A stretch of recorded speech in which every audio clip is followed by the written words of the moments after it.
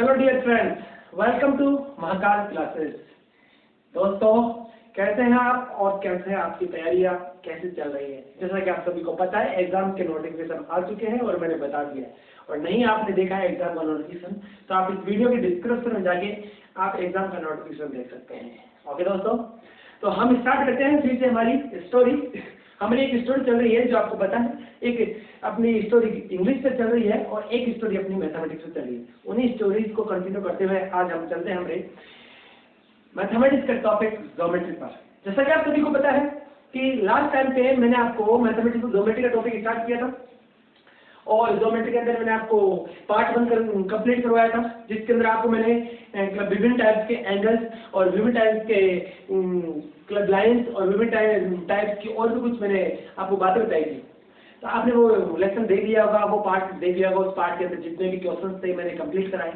फिर मैंने आपको स्टार्ट किया था पार्ट नंबर 2 और पार्ट नंबर 2 के अंदर मैंने आपको लेसन फर्स्ट भी बता दिया था, लेसन सेकंड भी बता दिया था, लेसन नंबर 3 तक भी बता दिया था मैंने। अब हम उसी कौन सा जो अपना ज्योमेट्री का टॉपिक है, उसी ज्योमेट्री का टॉपिक लास्ट टाइम मैंने जो आपको छोड़ा था वो बता देता हूँ आपको मैं। लेसन नंबर 3 के अंदर आपको मैं लास्ट टाइम में बता रहा था कि हमारे पास में कि एक त्रिभुज, किसी भी त्रिभुज का मैथमेटिक्स में बनना, किसी भी त्रिभुज में मैथमेटिक्स में त्रिभुज का निर्माण कैसे होगा। और जो ज्योमेट्री हम पढ़ रहे हैं तो ज्योमेट्री का मतलब क्या है, तो आप बोलिए ज्यामिति। और हम जानते हैं कि ज्यामिति के अंदर चीजों का बनना सीखते हैं, ज्यामिति में चीजों का बनना सीखते हैं। अब आप सभी को मैंने बताया कि त्रिभुज के बनने के लिए क्या क्या कंडीशन हो सकती है, वो मैंने बताया आपको। और मैंने आपको उस त्रिभुज के बनने की जो शर्तें हैं मैंने आपको एक तो जो मतलब आपके चित्र बनाते हैं उसके थ्रू मैंने आपको बताया, डायग्राम के थ्रू, और एक आपको मैंने बताया मैथमेटिकल की अप्रोच क्या होगी बनने के लिए, क्या क्या कंडीशन। जैसे आपको पता है कि मैंने बताया कि any two sides of triangle, मैंने कहा any two sides of triangle, यदि किन्हीं भी त्रिभुज की दो भुजाओं का योग तीसरी भुजा से बड़ा है। और ये भी कहा था मैंने कि किसी भी त्रिभुज की एक भुजा यदि त्रिभुज की दो भुजाओं के अंदर से बड़ी है तो मैंने बताया था कि इस स्थिति में त्रिभुज बनता है। और मैंने ये भी कहा था आपको कि त्रिभुज बनेगा तो त्रिभुज के लिए मतलब ये दो कंडीशन बताई।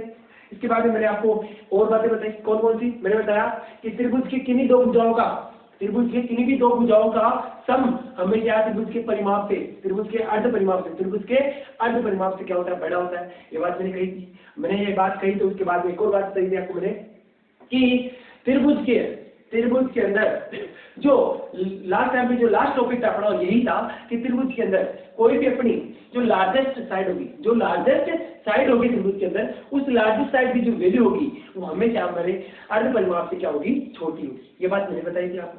आज हम उसी बात से कंटिन्यू करते हैं दोस्तों। जैसा कि आपको मैंने बताया कि त्रिभुज के अंदर क्या होती है, त्रिभुज के अंदर जो लार्जेस्ट साइड रहती है, पर त्रिभुज के अंदर 3 साइड होगी, आप सभी को पता है। और मैंने बताया कि त्रिभुज के अंदर तीनों साइड में कोई ना कोई एक साइड बड़ी होगी। ये क्यों होगी? मैंने बताया था आपको कि त्रिभुज में कोई ना कोई साइड बड़ी इसलिए होगी कि त्रिभुज का कोई ना कोई कोण तो बड़ा होगा। और हमने ये बात सीखी है कि त्रिभुज के अंदर जो भी कोई कोण बड़ा है उस सबसे बड़े कोण के सामने की जो भुजा होगी सबसे बड़ी होगी और सबसे छोटे कोण के सामने की भुजा होगी सबसे छोटी होगी। ये बात सीखी है हमने। अब बताओ मुझे आपने कि अब त्रिभुज के अंदर तीनों साइड कोई ना कोई साइड होगी, तीनों साइड में कोई ना कोई साइड तो बड़ी होगी। तो आपको मैंने बताया कहाँ बड़ी होगी, इसका मतलब हुआ कि त्रिभुज की कोई भी साइड यदि बड़ी है तो उस बड़ी साइड का जो मान है, बड़ी साइड की जो वैल्यू है, हमेशा त्रिभुज के अर्ध परिमाप से क्या होती है, छोटी होती है। ये बात मैंने बताई। आज हम कंटिन्यू करते हैं उसी बात से। दोस्तों, जैसे मैंने आपको ये बताया, जिस प्रकार से मैंने आपको ये बात बताई कि त्रिभुज के अंदर जो लार्जेस्ट साइड जो त्रिभुज के अंदर है, इस लार्ज साइड की जो वैल्यू है, त्रिभुज में लार्ज साइड की वैल्यू क्या है, p/2 से क्या हो, p/2 से छोटी है यदि, ठीक इसी प्रकार से जैसे ऐसा है कि लार्जेस्ट साइड की जो वैल्यू है क्या है, p/2 से छोटी है। ठीक उसी प्रकार से दोस्तों किसी भी त्रिभुज के अंदर, किसी भी ट्राइंगल के अंदर हमेशा क्या होता है, स्मॉलेस्ट साइड की जो वैल्यू होती है, जो स्मॉलेस्ट है भाई, त्रिभुज के अंदर कोई ना कोई साइड बड़ी होगी। और आप सबको पता है कि त्रिभुज में कोई ना कोई साइड बड़ी होगी तो कोई ना कोई से एक साइड तो कोई ना कोई छोटी होगी। तो आपको बता दूं कि जो स्मॉलेस्ट साइड है त्रिभुज की कोई भी स्मॉलेस्ट साइड की जो वैल्यू है, स्मॉलेस्ट साइड की वैल्यू हमेशा क्या होगी, पेरीमीटर के 1/3 से क्या होगी, छोटी और बराबर होगी। क्या होगी? त्रिभुज के अंदर जो अपने स्मॉलेस्ट साइड है वो हमेशा पेरीमीटर के 1/3 से क्या होगी, छोटी होगी या फिर क्या होगी, बराबर होगी। या तक बात समझिए दोस्तों। अब अपन ने ये जो लास्ट टॉपिक था कौन सा कि त्रिभुज की जो लार्जेस्ट साइड है वो पेरीमीटर के हाफ से या आधी परिमाण से छोटी होती है। क्यों होती है मैंने आपको बताया था, इसके बारे में प्रूफ बताया था। आज इसी बात को आगे करते हुए हम क्या सीखेंगे, हम सीखेंगे कि त्रिभुज के अंदर कोई भी स्मॉलेस्ट साइड है, उस स्मॉलेस्ट साइड की जो वैल्यू है, स्मॉलेस्ट साइड की जो वैल्यू है हमारे पास है दोस्तों, वो हमेशा उसके किसके त्रिभुज के परिमाप से क्या होती है, 1/3 से छोटी होती है या क्या होगी, उसके बराबर होगी। इसी बात को कंटिन्यू करेंगे और इसी बात को सीखेंगे। आप देखिएगा इस बात को सीखने के लिए मैंने क्या किया दोस्तों, पूरा ध्यान बोर्ड पे होना चाहिए। मैं आपको एक बात बता रहा हूँ, बात देखिएगा क्या है। मैंने मान लिया मैंने क्या मान लिया दोस्तों, मैंने त्रिभुज की तीन साइड मानी, तीन साइड कौन सी, ए बी सी है ना दोस्तों। क्या मानी, ए बी सी। मैंने कहा ए ग्रेटर देन है बी से, ए ग्रेटर देन है बी से, और मैंने कहा बी ग्रेटर देन है सी से। ठीक है दोस्तों, और मैंने कहा ए ग्रेटर देन बराबर भी है और बी ग्रेटर देन बराबर भी है सी से। मैंने कहा आपको कि त्रिभुज की कोई भी तीन साइड थी, मैंने ए बी सी, जिनमें से मैंने कहा कि ए बड़ा और बराबर है बी से, बी बड़ा और बराबर है सी के, ये बात मैंने कही आपको। ठीक है दोस्तों, अब मैंने कहा कि यहाँ पे एक है, तो आप बोलोगे सर ए सबसे बड़ी भुजा है, एक है सबसे बड़ी भुजा है, इसका मतलब क्या हुआ कि एक है लार्जेस्ट साइड है, एक है दोस्तों लार्जेस्ट साइड है। और आपने देखा लार्जेस्ट साइड की जो वैल्यू है वो कितनी है, तो लार्जेस्ट साइड की जो दोस्तों वैल्यू है p/2 से क्या है, छोटी है। ये बात देखी होगी आपने, लार्जेस्ट साइड की जो वैल्यू है वो p/2 से क्या है, छोटी है। और मैंने कहा ये क्या है, तो आप बोलोगे सर स्मॉलेस्ट साइड है, ठीक है स्मॉलेस्ट साइड है, ये क्या है दोस्तों, तो आप बोलोगे सर स्मॉलेस्ट साइड। और मैंने कहा स्मॉलेस्ट साइड की जो वैल्यू है, मैंने कहा स्मॉलेस्ट साइड की जो वैल्यू दोस्तों, स्मॉलेस्ट साइड की जो वैल्यू है, स्मॉलेस्ट साइड की जो वैल्यू है क्या है दोस्तों, तो आप कहोगे सर ये पेरीमीटर के 1/3 से क्या है, छोटी है। यहाँ पे बात हो गई दोस्तों। अब देखिएगा दोस्तों, मैंने क्या किया यहाँ पे दोस्तों, यहाँ पे ए बड़ा लिया है मैंने बी से, बी बड़ा लिया है सी से। त्रिभुज की कोई तीन साइड से कौन सी, ए बी सी, जिसके अंदर मैंने बताया कि त्रिभुज की सबसे बड़ी साइड कौन सी, ए है, और उससे छोटी साइड क्या है, बी है, और सबसे छोटी साइड क्या है, सी है। यानी कि मान लीजिए कि ए लार्जेस्ट साइड है और सी स्मॉलेस्ट साइड है। अब जबकि बचा कौन, तो आप बोलोगे सर बी बची, और ये बी क्या है, तो आप बोलोगे सर मिडल, कौन सी है, मिडिल साइड है, मध्य वाली साइड है। यानी कि ये सबसे बड़ी है, ये सबसे छोटी है, और ये इन दोनों के बीच की एडजस्ट करती है कौन सी, बी। यहाँ तक बात समझ में आई होगी आपको। देखिएगा दोस्तों, मैंने आपको एक बात और क्लियर कर दूं कि आप पूछोगे सर आपने ये बराबर का चिन्ह क्यों लिया दोस्तों, क्योंकि दोस्तों देखिएगा आपने त्रिभुज पढ़े हैं, आपने तीन त्रिभुज पढ़े, कौन कौन से पढ़े, आपने एक इक्विलेटरल ट्रायंगल पढ़ा है, और एक आपने आइसोसेलेस ट्रायंगल पढ़ा है, एक आपने पढ़ा है स्केलर ट्रायंगल। मुझे बताइए इक्विलेटरल ट्रायंगल के केस में क्या होता है, तो आपको इक्विलेटरल ट्रायंगल के केस में हमेशा हमारे पास में साइड क्या होती है, बराबर होती है। तो ऐसा हो सकता है दोस्तों ए बी सी तीनों की तीनों क्या हो, बराबर हो। कब हो, बस बराबर है नहीं दोस्तों, आप बोलोगे हाँ सर ए बी सी बराबर का चिन्ह लिया है, ये ए बी सी बराबर भी है, और ये कब बराबर है, तो आप बोलोगे सर ये केस हो सकता था जब इक्विलेटरल ट्रायंगल की बात की जाए। और यदि ए बी और सी, यदि अब आपको मैंने बताया कि स्केलर ट्रायंगल क्या होता है, तो आप बोलोगे सर स्केलर ट्रायंगल वह ट्रायंगल होता है जिसमें तीनों साइड क्या होती है, अलग अलग होती है, तीनों साइड अलग अलग होती है। और तीनों साइड यदि अलग अलग है तो मैंने ये माना कि तीनों साइड के अंदर जो सबसे बड़ी साइड है बी है, ए है, सबसे छोटी उससे छोटी बी है, और उससे छोटी सी है, मैंने ये माना है स्केलर ट्रायंगल केस में। स्केलर ट्रायंगल के केस में हो सकता है A greater than B, B greater than C हो। और यदि आपने आइसोसेलेस ट्रायंगल किया, यदि आपने डेफिनेशन पढ़ी है तो आपने पढ़ा होगा कि आइसोसेलेस ट्रायंगल के अंदर क्या होता है, त्रिभुज की कोई भी दो साइड्स क्या होती है, बराबर होती है। आपको बता, तो मैंने मान लिया कि ए या बी आपस में बराबर है, ए या बी आपस में बराबर है, या मान लिया मैंने बी और सी आपस में बराबर है, ये बात है। तो इस पूरी कंडीशन से ये जो A greater than equal to B, B greater than equal to C से यहाँ हमें क्या बात होने वाली है कि हमारे पास में यहाँ पे तीनों कंडीशन जो ट्रायंगल बनने की तीन शर्त होती है, इक्विलेटरल, आइसोसेलेस और स्केलर ट्रायंगल, वो सारी कंडीशन अपनी फुलफिल हो रही है, इसलिए ऐसा हो सकता है। अब देखो दोस्तों, अब अपने बात में स्मॉलेस्ट साइड की वैल्यू, स्मॉलेस्ट साइड कौन सी है, तो आप बोलते हैं स्मॉलेस्ट साइड है सी। इसका मतलब हुआ दोस्तों कि जो सी की वैल्यू आएगी, वो सी की वैल्यू क्या आएगी, तो आप बोलते हैं सी की वैल्यू आएगी p/3 के 1/3 से, p के 1/3 के, या पेरीमीटर के 1/3 से क्या होगी, छोटी होगी और बराबर होगी। यहाँ इसका मतलब हुआ स्मॉलेस्ट साइड की वैल्यू, ये सी क्या है, तो आप बोलते हैं स्मॉलेस्ट साइड। अब दोस्तों ये ऐसा हुआ क्या, ये ऐसा क्यों हुआ? ऐसा क्यों हुआ कि स्मॉलेस्ट साइड की वैल्यू क्या हुई? पी बाई या पेरीमीटर की वन से क्या है? छोटी और बराबर है। देखिए दोस्तों, उसके लिए आपको समझना पड़ेगा इसका प्रूफ क्या है दोस्तों। देखिएगा, मैंने कहा आपको कि मान लीजिए आप मुझे बताइए कि त्रिभुज का पेरीमीटर क्या होता है? त्रिभुज का पेरीमीटर क्या होता है? तो आप बोलो त्रिभुज का पेरीमीटर क्या होता है? त्रिभुज का पेरीमीटर होता है ए प्लस का बी प्लस का सी इक्वल टू बी। ये होता है। अरे भाई आपको मैं पूछूं कि त्रिभुज का पेरीमीटर बताइए, तो आप बोलोगे त्रिभुज का पेरीमीटर होता है ए प्लस का बी प्लस का सी। यहाँ से बात समझ आई होगी आपको। यदि त्रिभुज का पेरीमीटर ए प्लस बी प्लस सी है तो मुझे बताइए दोस्तों, मैंने क्या किया? मैंने दोस्तों इस ए को मैंने क्या किया दोस्तों? मैंने इस ए को क्या किया? सी में बदल दिया। मैंने इस ए को क्या कर दिया? इस ए की जगह मैंने सी लिख दिया। क्या लिख दिया मैंने? इस ए की जगह सी लिख दिया। यानी कि ए की जगह सी लिखने का मतलब है कि मैंने ए की वैल्यू को घटाकर मैंने क्या कर दिया? सी वैल्यू बना दी। कौन सी सी वैल्यू बना दी? बताता हूँ दोस्तों दी। और मैंने क्या किया? मैंने डी को भी घटाकर क्या लिख दिया? सी लिख दिया और सी की जगह मैंने सी रहने दिया। और यहाँ पे बीच में इनके अंदर कौन सा सिंबल है? तो आप लोगों से यहाँ एडिशन है, क्या है? योग है या नहीं दोस्तों? है या नहीं दोस्तों? तो आप अब मुझे बताइए, तो इसका मतलब होगा ए की जगह आपने सी रख दिया, बी की जगह आपने सी रख दिया और सी की जगह सी रहने दिया। इसका मतलब सी सी यह हुआ। तो आप बोलोगे हाँ सर। मुझे बताइए दोस्तों, ये वैल्यू क्या इसके पी बाई पी से कम नहीं होगी क्या? पेरीमीटर से कम नहीं होगी क्या? भाई यदि आप एक बात बताइए मुझे, यहाँ पे लिखा हुआ, मान लीजिए क्या लिखा हुआ दोस्तों? यहाँ पे लिखा हुआ दोस्तों, यहाँ पे 8 प्लस का 3 प्लस का a इक्वल टू ये कितना होता है? 8 प्लस 3 प्लस 1 कितना होता है? तो आप बोलोगे 12 होता है। कितना होता है? 12 होता है। कितना होता है? 12। अब मुझे बताइए 8 प्लस 3 1 प्लस 12 होता है यदि, तो मुझे एक बात समझिए दोस्तों, यहाँ पे यदि मैं 8 को मैंने क्या किया?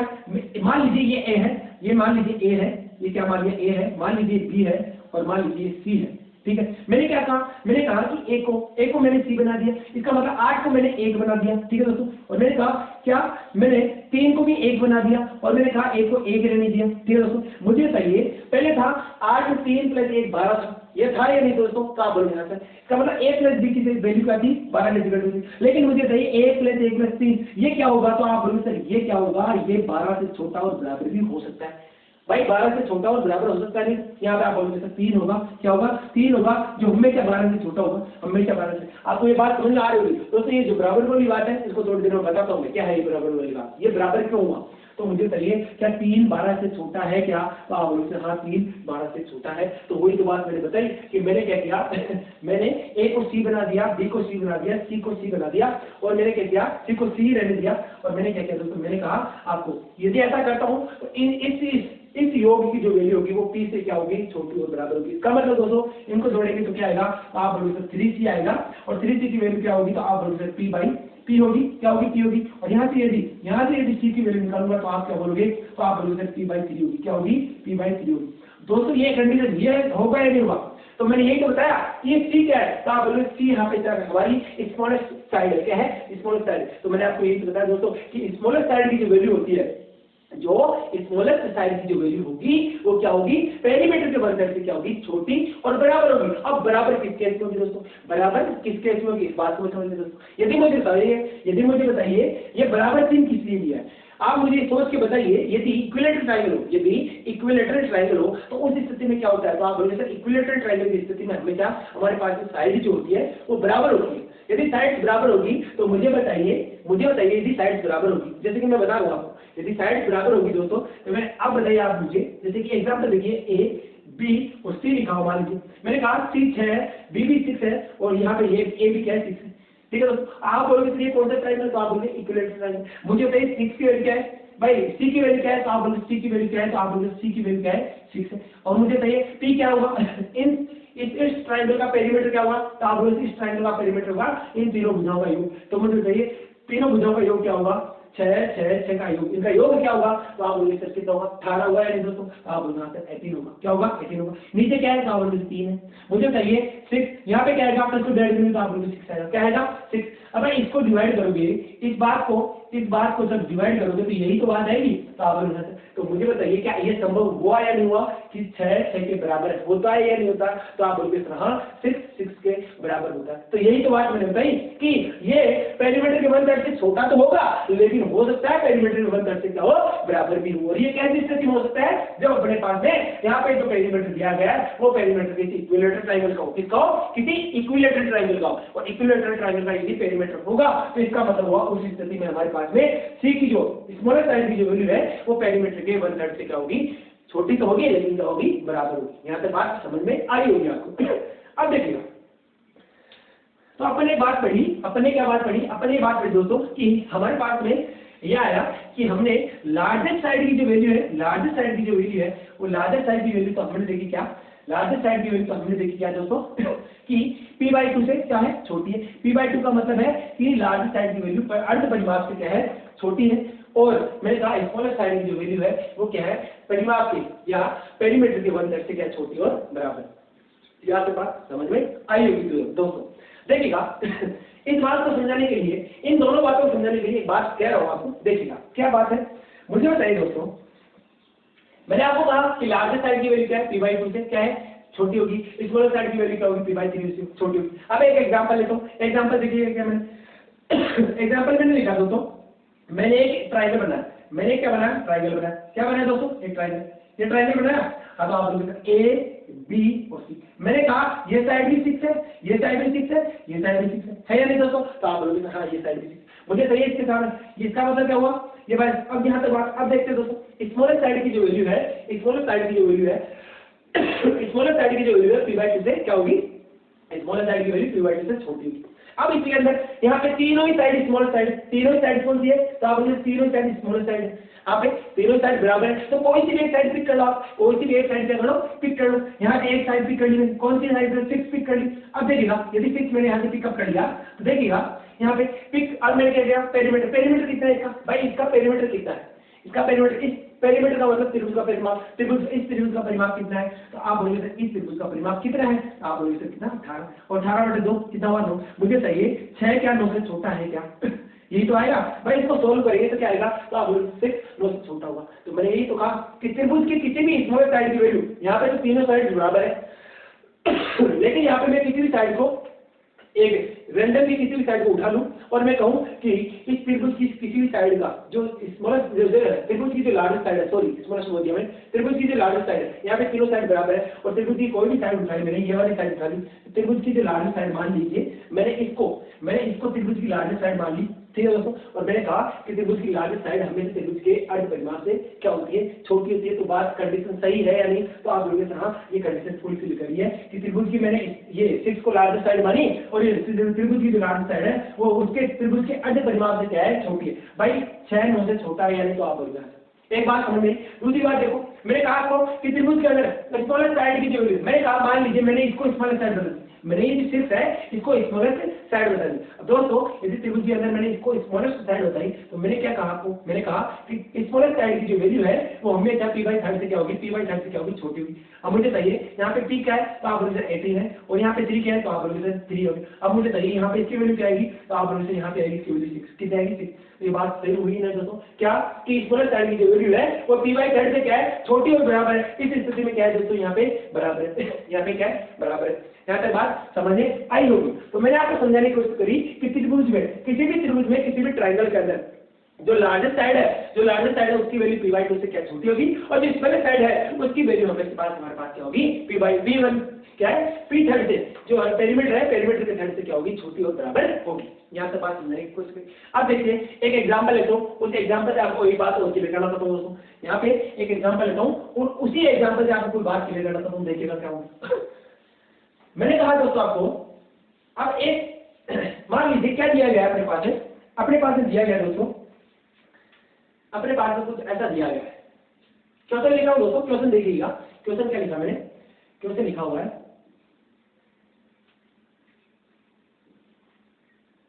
If A perimeter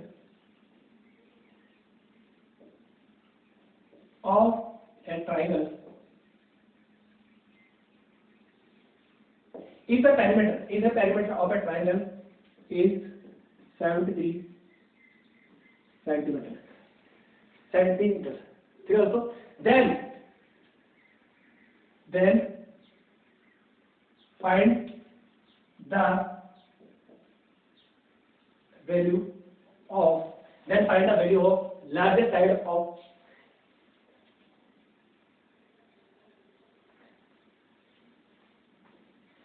then the value of maximum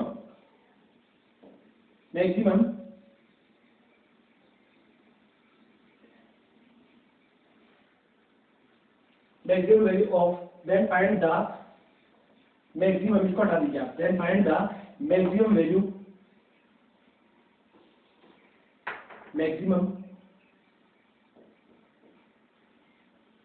of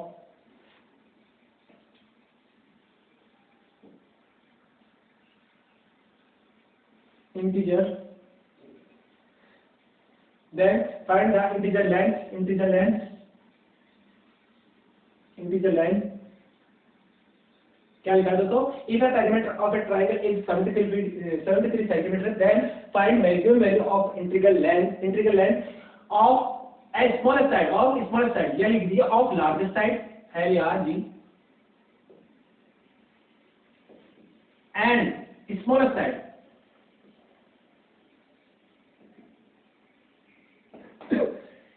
दोस्तों अब आपके सामने एक क्वेश्चन लिखा है, क्वेश्चन देखिएगा, क्वेश्चन क्या लिखा है मैंने लिखा है if a perimeter of a triangle is 73 centimeters, then find maximum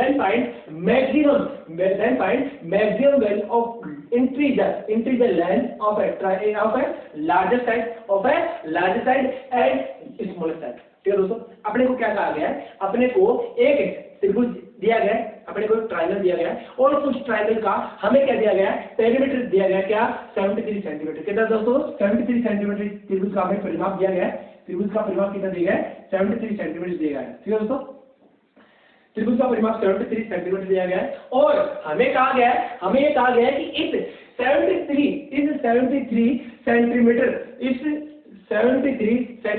परिमाप वाले त्रिभुज के अंदर मैक्सिमम क्या करना है, मैक्सिमम वैल्यू क्या, अधिकतम वैल्यू ज्ञात करनी, किसकी, इंटीजर लेंथ की, हमें इंटीजर लेंथ की पूर्णांक लंबाई वाली मैक्सिमम संख्या ज्ञात करनी है, किसके लिए, ऑफ लार्जेस्ट साइड, किसकी, लार्जेस्ट साइड की वैल्यू। अब और इसके अलावा हमें क्या करना है, क्या, maximum value of smallest side, integer side. यहाँ से बात समझ आई दोस्तों, ये बात समझ में आई, नहीं समझ आई तो मैं क्वेश्चन करा रहा हूँ, देखिएगा क्या।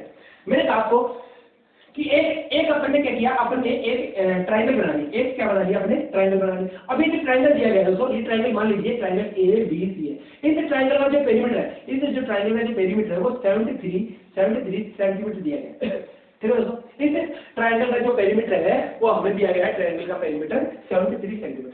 अब आपको एक बात बता रहा हूँ दोस्तों, मुझे चाहिए ये भी ट्रायंगल दिया गया है, तो एक बात सोचिएगा, यदि ट्रायंगल है तो इस ट्रायंगल के अंदर में मान लीजिए इस ट्रायंगल में पेरीमीटर कितना बताया, 73 सेंटीमीटर, और आप सभी को पता है कि किसी भी त्रिभुज का परिमाप क्या बताता है, तो आप किसी भी त्रिभुज का परिमाप हमें बताता है क्या, त्रिभुज की भुजाओं का योग। तो यहाँ पे इसका मतलब दोस्तों आपने पढ़ा होगा P क्या बताता है, तो आप बोलते हैं A प्लस का B प्लस का C, ये पढ़ा है आपने, भाई त्रिभुज का परिमाप क्या होता है, A plus B plus C। यहाँ पे A plus B plus C क्या है, तो आप बोलते त्रिभुज की भुजा है। अब मान लीजिए यहाँ पे मैंने क्या किया, मैंने एक 73 को डिवाइड किया, दोस्तों, और मैंने इसको मान लिया क्या, ये तो क्या है, 13 है, मैंने A को बता दिया 13। ठीक है दोस्तों, A को कितना बता दिया, तो आप बोलोगे 1 बता दिया 13, और मैंने क्या कहा, यहाँ पे मैंने इसको बता दिया कितना, 30, और इसको बता दिया मैंने 20, क्या बता दिया 20। यहाँ पे 30 20 13 कितना हो गया, 30 20 13 कितना हुआ दोस्तों, 30 20 और 13 कितना हुआ, तो आप बोलोगे सर नहीं यार, यहाँ पे इसको 23 बताया मैंने, मान लीजिए बात। ठीक है दोस्तों, यहाँ पे 30 20 13 कितना हुआ, तो आप बोलोगे सर यहाँ पे ये कितना हुआ, 20 50 हो गया, और 50 के बाद में कितना हुआ, 70 और 13 76 हुआ है दोस्तों। तो आप बोलोगे सर मैंने इस त्रिभुज के परिमाप का, इस त्रिभुज के परिमाप में मैंने A साइड को 23 लिया और B साइड को मैंने 30 ले लिया, C साइड को मैंने 20 ले लिया। ठीक है दोस्तों, अब मुझे बताइए इन सभी का योग क्या होगा, 23 20 30 का योग क्या होगा, तो आप बोलोगे कितना होगा, 73 होगा या नहीं दोस्तों, तो आप बोलोगे 73 होगा। अब मुझे बताइए यहाँ पे मैंने यदि यहाँ पे एक को 23 ले लिया, इसको मान लीजिए 23 ले लिया, मैंने इसको ले लिया 30, यहाँ पे मैंने इसको ले लिया 20। अब मुझे बताइए ये एक त्रिभुज है क्या, तो आप बोलोगे सर हाँ ये एक त्रिभुज है, और इस त्रिभुज की भुजाएं कौन कौन सी, तो आप बोलोगे 23 30 20 क्या है, 23 30 20 है। अब इन 23 30 20 का योग करेंगे तो परिमाप आएगा, आप सभी को पता है। लेकिन दोस्तों हमें क्या बात, हमें इस क्वेश्चन के अंदर, हमें इस क्वेश्चन में जो पॉइंट करनी है, जो बात पॉइंट करनी है, वो बात ये है कि हमें एक ऐसा त्रिभुज ढूंढना है, हमें एक ऐसा त्रिभुज ढूंढना है जिसका परिमाप तो हमें दिया गया है, लेकिन इस त्रिभुज की जो परिमाप है इसके अंदर जो त्रिभुज की कोई भी साइड है, मान लीजिए त्रिभुज की साइड है, और क्या कहा गया, find the maximum value of integer length, क्या बोला गया, find maximum value of integer length of largest side. यानी कि दोस्तों त्रिभुज है और त्रिभुज के अंदर तीनों साइड के अंदर कोई ना कोई साइड बड़ी होगी, तो उन तीनों साइड के अंदर कोई ना कोई एक साइड बड़ी होगी, और हमने बताया कि त्रिभुज के अंदर कोई ना कोई साइड, तीनों साइड में कोई ना कोई साइड एक छोटी होगी। तो हमें इस क्वेश्चन में बताया गया है कि त्रिभुज के अंदर जो साइड है, इन तीनों साइड में जो सबसे बड़ी साइड होगी, वो जो सबसे बड़ी साइड होगी ना त्रिभुज के अंदर, मान लिया मैंने इस साइड को सबसे बड़ी बता दी, तो इस त्रिभुज के अंदर जो सबसे बड़ी साइड होगी, वो सबसे बड़ी साइड की मैक्सिमम क्या, अधिकतम पूर्णांक संख्या ज्ञात करनी है। ठीक है दोस्तों, तो मान लीजिए यहाँ पे जैसे इस त्रिभुज के अंदर सबसे बड़ी साइड कौन सी, तो आप बोल सकते इस त्रिभुज के अंदर सबसे बड़ी साइड कौन सी है, 30 है। इसका मतलब हुआ कि जो 30 है, ये 30 क्या है, पूर्णांक संख्या है, तो क्या आप बोलोगे हाँ सर एक पूर्णांक संख्या है।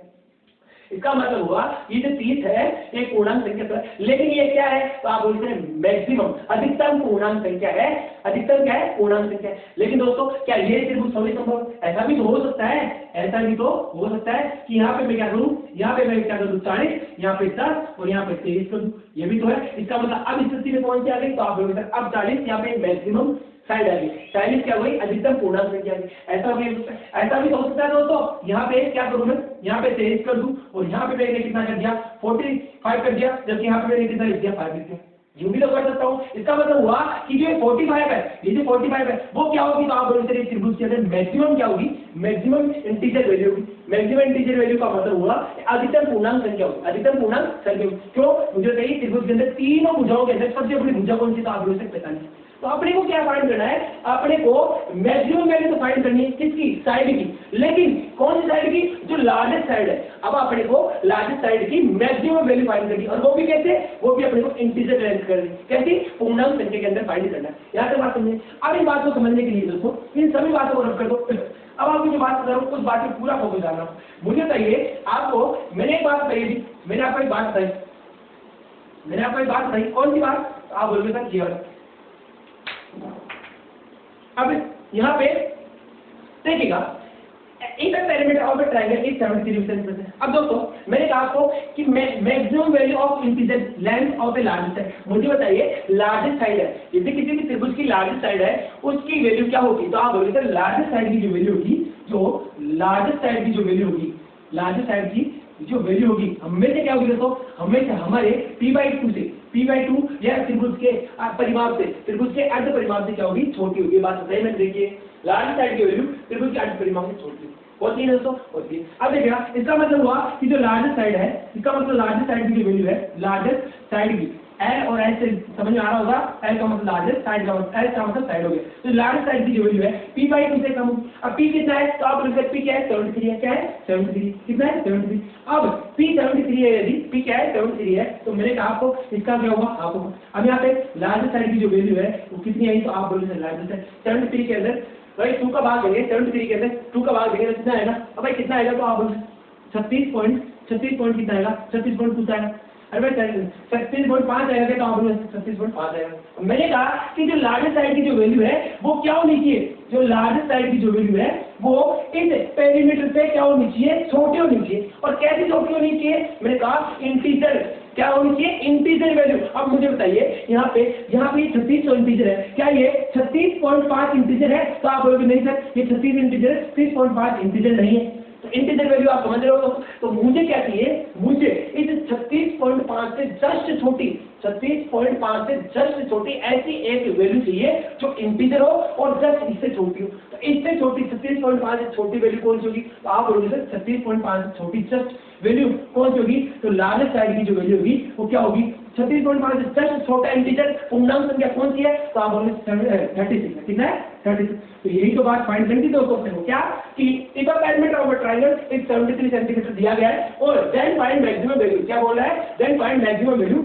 मैक्सिमम वैल्यू का मतलब अधिकतम संख्या ज्ञात करनी है, और किसकी ज्ञात करनी है, इंटीजर लेंथ की, किसकी, पूर्णांक लंबाई की, और वो भी किसमें, लार्जेस्ट साइड की। इसका मतलब हुआ कि ऐसा कोई भी ट्रायंगल दुनिया के अंदर आप सभी को पता है कि ऐसे बहुत लाखों सारे मतलब वो है मतलब ट्राइंगल है जिनके पेरीमीटर क्या हो सकते हैं 73 सेंटीमीटर हो सकते हैं। दुनिया में ऐसे बहुत सारे पेरीमीटर संभव है, ऐसे दुनिया में ऐसे बहुत सारे पेरीमीटर वाले 73 सेंटीमीटर पेरीमीटर वाले ट्राइंगल संभव है जिनकी मतलब जो मैक्सिमम लेंथ है, जिनकी जो मैक्सिमम लेंथ है उन सभी की मैक्सिमम लेंथ कितनी होगी, तो आप बोलते हैं मैक्सिमम लेंथ हमेशा 36 होगी। यानी कि ये क्या है, त्रिभुज है ABC और इस त्रिभुज ABC के अंदर इसका परिमाप तो दिया गया कितना 73 सेंटीमीटर, लेकिन इस 73 सेंटीमीटर परिमाप वाले इस त्रिभुज के अंदर जो मैक्सिमम साइड की जो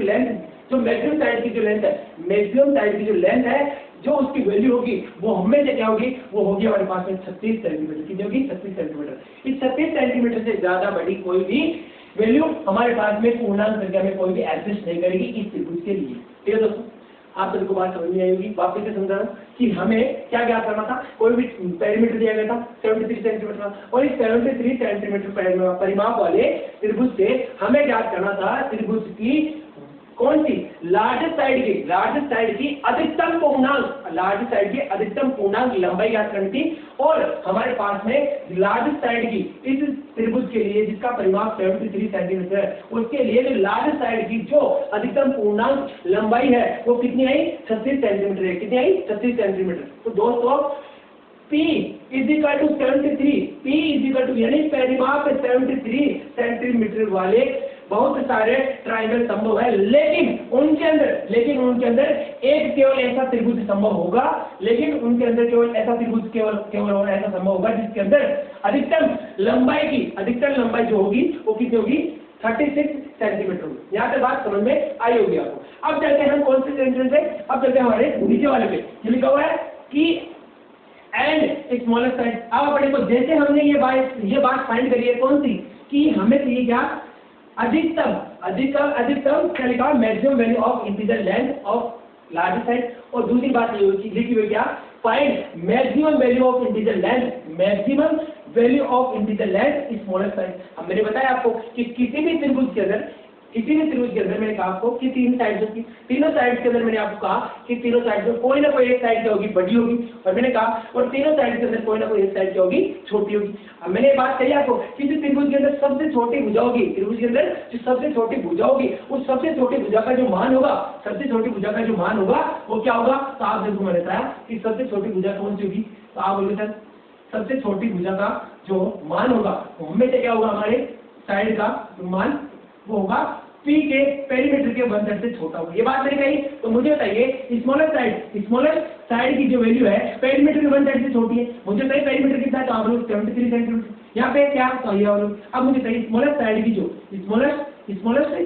जो वैल्यू होगी वो क्या होगी, तो आप लोग 73/3। अब यहाँ पे इसको डिवाइड करेंगे कितना आएगा, तो 24.33 आएगा क्या। अरे भाई 76 को 3 से डिवाइड करेंगे तो कितना आएगा, तो आप बोलेंगे 24.33 आएगा नहीं दोस्तों। अब देखिएगा यहाँ पे स्मॉलेस्ट साइड की जो वैल्यू है वो कितनी आनी चाहिए हमारे पास में 24.33 से क्या होनी चाहिए, छोटी होनी चाहिए और बराबर होनी चाहिए।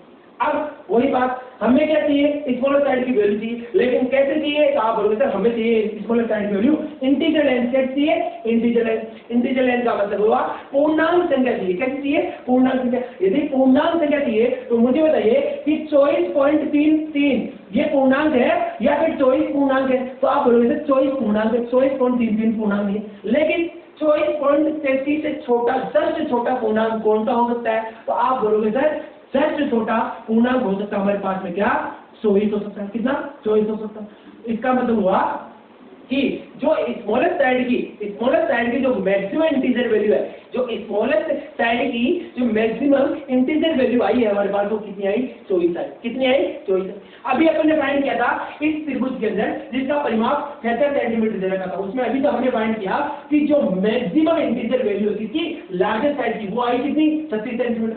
और अब एक ऐसा त्रिभुज फिर से संभव है जिसका पेरीमीटर कितना है 73 सेंटीमीटर है, और इस 73 सेंटीमीटर वाले परिमाप वाले त्रिभुज की जो मैक्सिमम क्या होगी, मैक्सिमम इंटीजर लेंथ है कौन से स्मॉलेस्ट साइड की जो मैक्सिमम इंटीजर लेंथ है वो कितनी हो सकती है, वो हो सकती है दोस्तों हमारे पास है क्या 24। मैंने मान लीजिए मैंने इस साइड को कितना माना, सबसे छोटी साइड मानी, और इस सबसे छोटी साइड की सबसे ज्यादा लंबाई, इस जो सबसे छोटी साइड है उसकी अधिकतम पूर्णांक संख्या में वैल्यू क्या आ सकती है 24 आ सकती है।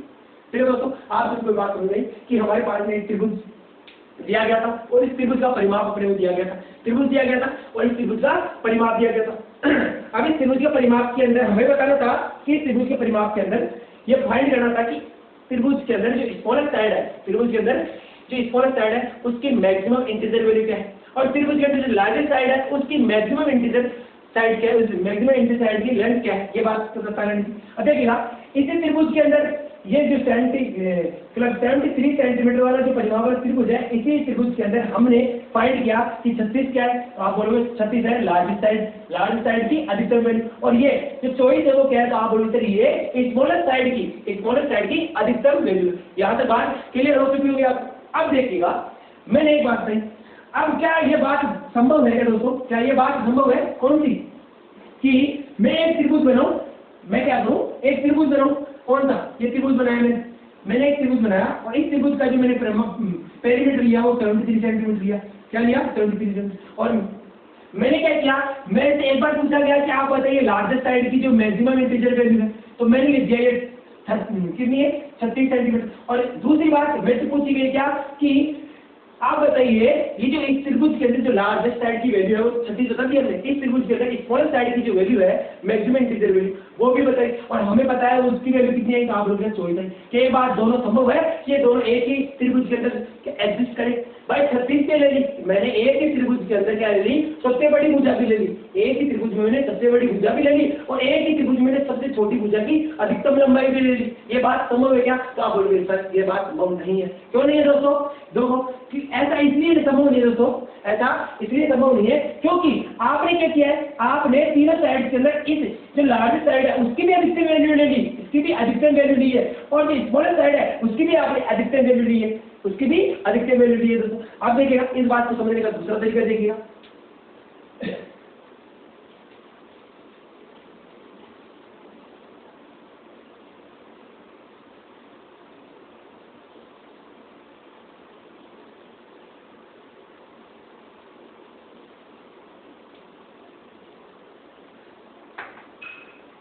अब देखिएगा दोस्तों यहाँ तक अभी क्या उसने बताया था आपको कि कोई भी ट्रायंगल है उस ट्रायंगल के अंदर क्या होती है, लार्ज साइड की जो वैल्यू है p/2 से क्या है छोटी होगी, स्मॉलर साइड की जो वैल्यू होगी पेरीमीटर वन से क्या होगी छोटी होगी। यहाँ तक बात समझ रहे दोस्तों, यहाँ तक बात समझ में आई होगी आपको। अब देखिए अगला कंसेप्ट अपना क्या है, उस अगले कंसेप्ट में चलते हैं। अगला कंसेप्ट दोस्तों आप सभी को अगला कंसेप्ट जो बता रहा हूँ वो देखिएगा क्या, अभी तक ये बातें मैंने आपको बताई।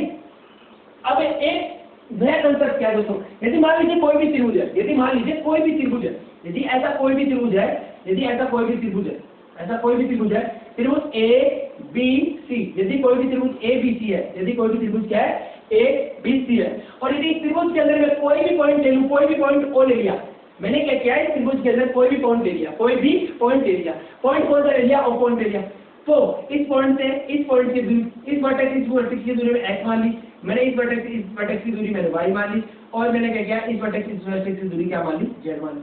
मैंने क्या किया दोस्तों, मैंने कोई भी पॉइंट o ले लिया और इस o पॉइंट से मैंने क्या किया, इस o पॉइंट से वर्टेक्स a की दूरी x ले ली, वर्टेक्स b की दूरी क्या ली थी, y ले ली, और वर्टेक्स c की दूरी मैंने क्या ली, z। यहाँ तक बात समझ में आई होगी। अब देखिएगा मुझे चाहिए इस c के सामने की भुजा कौन सी, आप लोग c होगी, यहाँ पे क्या होगी c होगी। यहाँ से बात समझिए, b के सामने की भुजा तो आप लोग d होगी, a के सामने की भुजा तो आप लोग स्मॉल a होगी। अब आपको जो बात समझाने की कोशिश कर रहा हूँ इस वाले ये जो नया कंसेप्ट है इससे देखिएगा, इसमें क्या होगा, यदि त्रिभुज के अंदर कोई भी पॉइंट ले ले, यदि त्रिभुज के अंदर कोई भी पॉइंट ले ले, तो उस त्रिभुज के उस पॉइंट के अंदर, किसी भी त्रिभुज के अंदर यदि कोई भी पॉइंट ले ले, तो उस पॉइंट से त्रिभुज के तीनों वर्टेक्स से, उस पॉइंट से त्रिभुज के तीनों वर्टेक्स के दूरियों का जो सम है हमेशा त्रिभुज के परिमाप अर्ध परिमाप से क्या होगा, बड़ा होगा। इसका मतलब हुआ, इसका मतलब जो बात कह रहा हूं दोस्तों वो यह है कि x प्लस का y प्लस का z, इसका जो समय x plus y plus z का जो समय वो हमेशा बड़ा होगा किसे, त्रिभुज के कितने परिमाप से, त्रिभुज के अर्ध परिमाप से क्या होगा, बड़ा होगा। ये बात ध्यान में रखो भाई, त्रिभुज के अंदर कोई भी पॉइंट लिया और उस पॉइंट से तीनों वर्टेक्स की दूरियों का जो सम है वो हमेशा क्या होगा, और त्रिभुज के अर्ध परिमाप से बड़ा होगा। अब ऐसा क्यों होगा, इसको देख लेते हैं दोस्तों, ऐसा क्यों हुआ देखिएगा।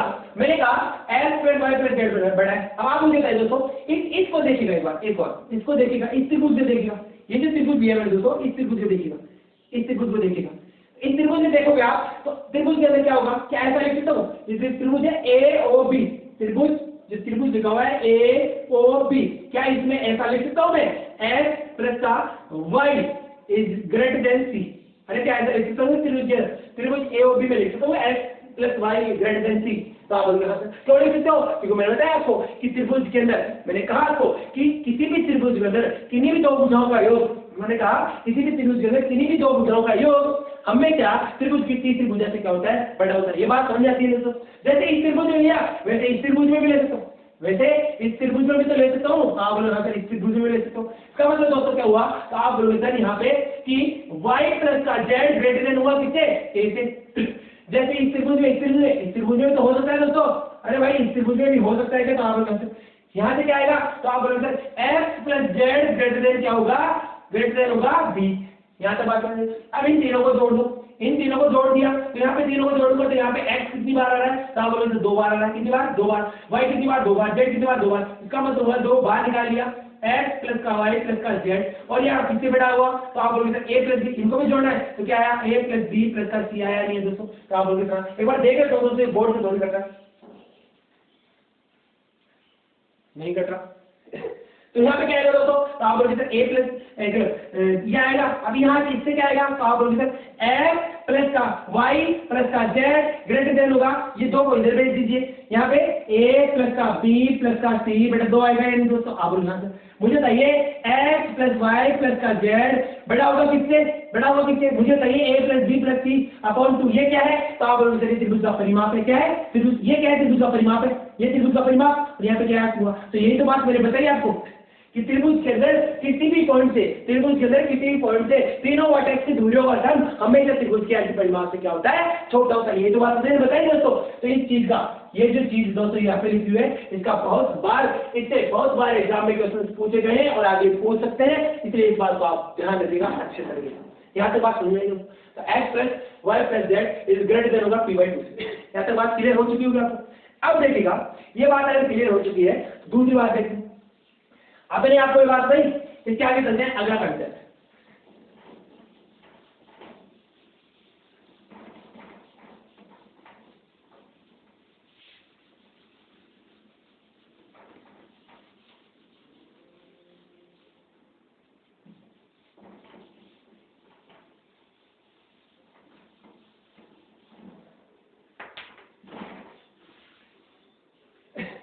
देखिए दोस्तों यहाँ तो बात समझ में आई होगी।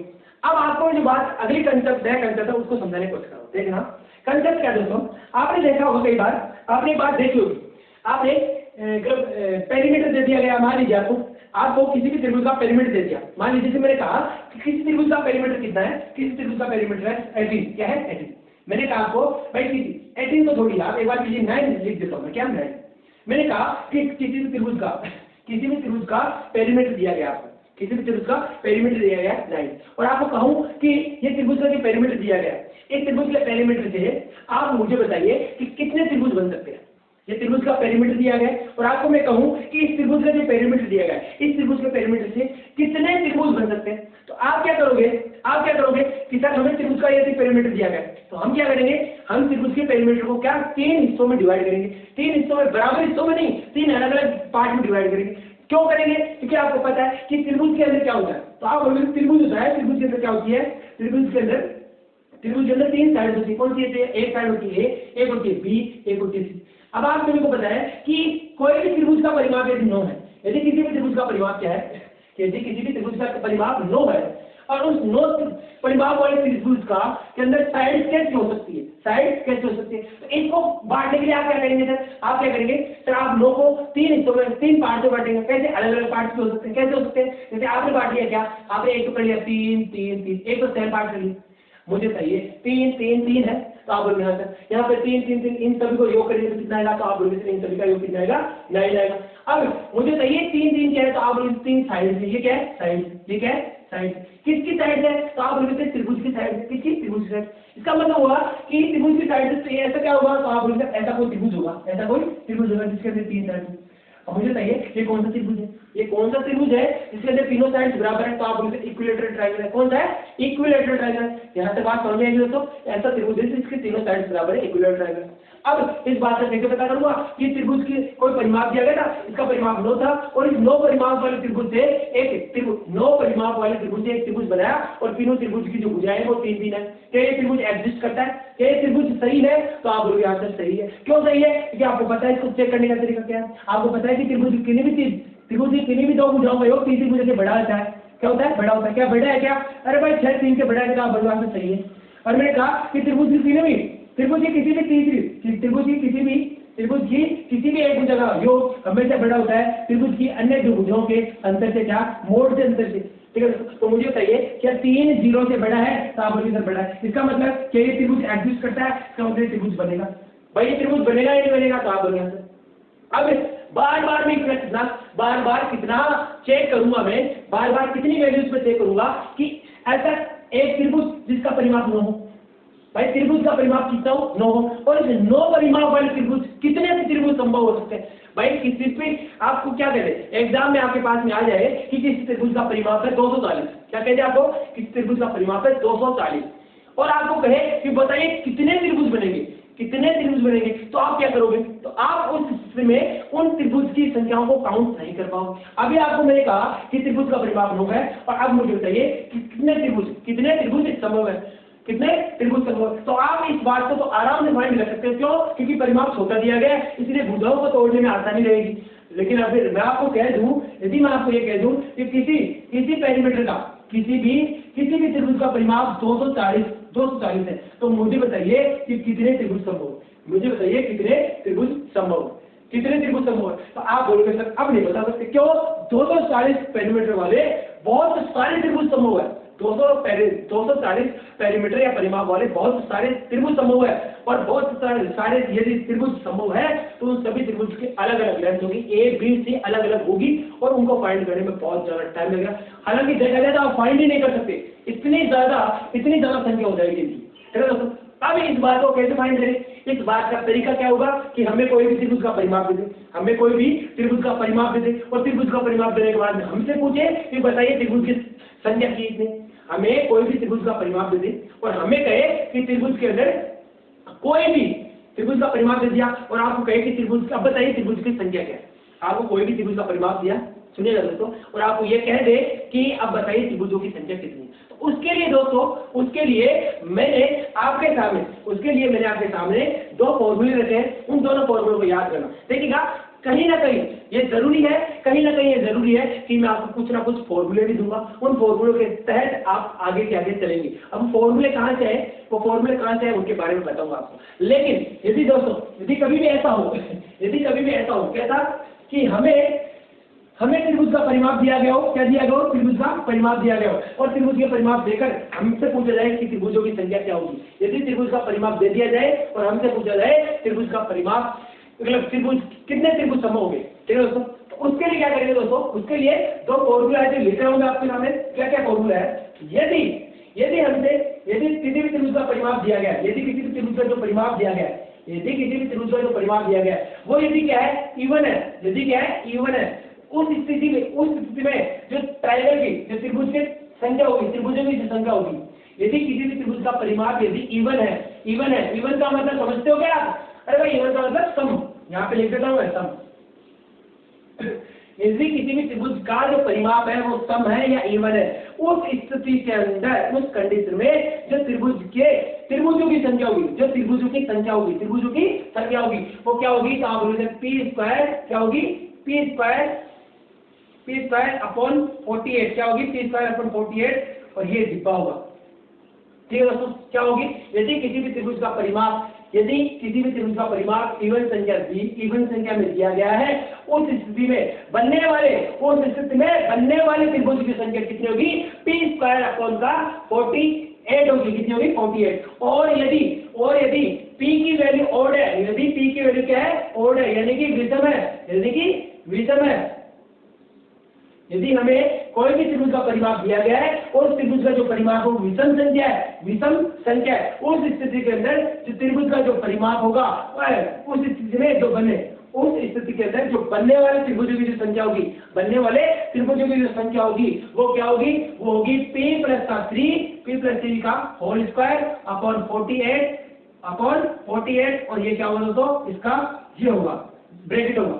अब दोस्तों p यदि क्या है, इवन संख्या है, तब बनने वाली त्रिभुज की संख्या होगी p स्क्वायर अपॉन 48 और यदि p ओड संख्या है तो बनने वाली त्रिभुज की संख्या होगी p प्लस 3 का होल स्क्वायर अपॉन का 48। अब दोस्तों ये जो फंक्शन है ये क्या है, ये वाला जो फंक्शन है दोस्तों इसको हटा दीजिएगा।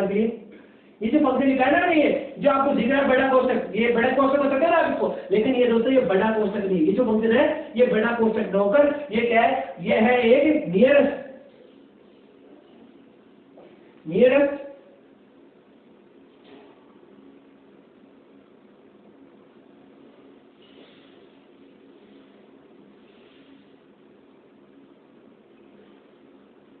ये क्या है दोस्तों, नियरेस्ट इंटीजर फंक्शन है। ये जो फंक्शन लिखा हुआ दोस्तों जिसके अंदर p स्क्वायर अपॉन 48 अंदर बंद है, ये जो फंक्शन है इस फंक्शन को बोलते हैं नियरेस्ट इंटीजर फंक्शन। अब ये नियरेस्ट इंटीजर फंक्शन क्या है पहले उसको समझ लीजिए दोस्तों। नियरेस्ट इंटीजर फंक्शन का मतलब दोस्तों हुआ कि यदि मान लीजिए किसी भी त्रिभुज का परिमाप मान लीजिए किसी भी त्रिभुज का परिमाप कुछ भी दिया गया है, मान लीजिए, और इस बात को सोल्व करने के बाद में किसी भी त्रिभुज का परिमाप कुछ भी दिया गया है और इस बात को यहाँ पे जो भी होगा इसको पूरा सोल्व करने के बाद में मान लीजिए कुछ भी आता है, यहाँ पे मान लीजिए मेरे पास में आया क्या, मेरे पास में आया 10.2 आया। अब मुझे इसकी वैल्यू फाइंड करनी है, ये क्या है, तो आप बोलोगे सर ये जो ब्रैकेट है नियरेस्ट इंटीजर फंक्शन, तो इसकी ये मैं बोलूं इसकी वैल्यू क्या है, ये 10.2 लिखा हुआ है, इस नियरेस्ट इंटीजर फंक्शन की वैल्यू क्या है, तो आप बोलोगे 10 कितनी है, 10 क्या है 10 होगी। क्यों दोस्तों, मैंने बताया आपको नियरेस्ट इंटीजर फंक्शन का मतलब हुआ यदि ये बात होगी,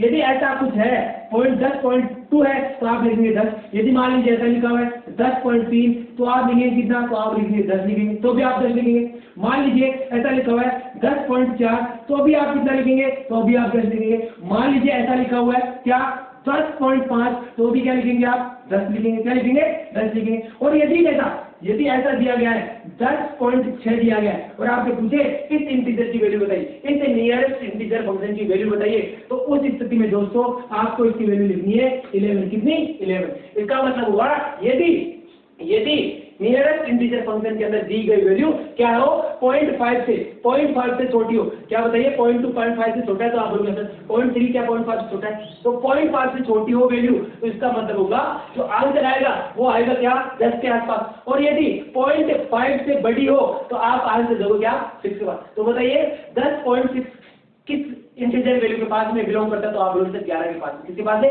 11 के पास, इसलिए हुआ क्या, इसका आंसर 11। तो यहाँ पे क्या हुआ दोस्तों, तो आप बोलोगे सर यहाँ पे जो p इवन है उसके लिए तो ये बताया मैंने आपको, यहाँ पे नियरेस्ट इंटीजर फंक्शन की बात बताई मैंने आपको, और नियरेस्ट इंटीजर फंक्शन क्या है, तो ये है। यहाँ से बात समझने आड़ी हो गया, तो नियरेस्ट इंटीजर फंक्शन के बारे में मैंने आपको बात बताई। अब देखिएगा मैंने आपको कहा कि यदि किसी त्रिभुज का परिमाप दिया गया है सम संख्या, तो हम बनने वाले त्रिभुज की संख्या ज्ञात कर सकते हैं p स्क्वायर अपॉन 48, और यदि किसी त्रिभुज के अंदर परिमाप दिया गया कैसा विषम संख्या में, तो हम त्रिभुज की बनने वाली संख्या होगी p प्लस का 3 अपॉन का इसका स्क्वायर अपॉन का 48 ये होगी। अब दोस्तों इसके आगे हम बात ये बात लिखी हुई है p इवन p ओड, ये बात लिखी हुई है कहाँ के लिए, बनने वाले त्रिभुजों की संख्या। लेकिन आप सभी को पता है कि त्रिभुज कितने प्रकार के होते हैं, तो आप लोग त्रिभुज से क्या 3 प्रकार के, कौन से, एक होता है इक्विलेटरल, एक होता है आइसोसेलेस, एक होता है स्केलेटल ट्रायंगल। ये बात समझिए आपने।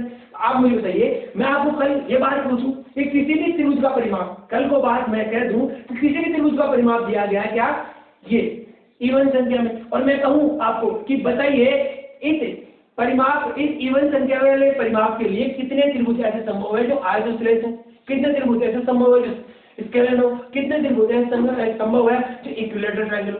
तो आगे की जो कल की क्लास होगी उस कल की क्लास में हम डिस्कस करेंगे क्या कि कोई भी परिमाप दे दे और उस परिमाप से हमसे पूछा जाए कि बनने वाले आइसोसेलेस, बनने वाले स्केलर, बनने वाले इक्विलेटरल ट्रायंगल की संख्या कितनी है, तो उसको फाइंड करने का तरीका कल देखेंगे। अगली नेक्स्ट क्लास में हम कल इतना ही टॉपिक लेंगे। आज के लिए मैंने आपको 2-3 बातें 4-5 कंसेप्ट बताने की कोशिश करी। ये जितने भी कंसेप्ट बताए हैं इन कंसेप्ट हम एग्जाम में क्वेश्चन बार-बार पूछते हैं और पूछे जा सकते हैं। ठीक है दोस्तों, तो आपसे मुझे विनती है कि आप अपने इस चैनल को ज़्यादा और स्टूडेंट्स तक शेयर करिए। और आप सभी का धन्यवाद हमारे साथ बने रहने के लिए। फिर मिलता हूँ मैं आपसे अगली क्लास में, तब तक के लिए धन्यवाद, बाय।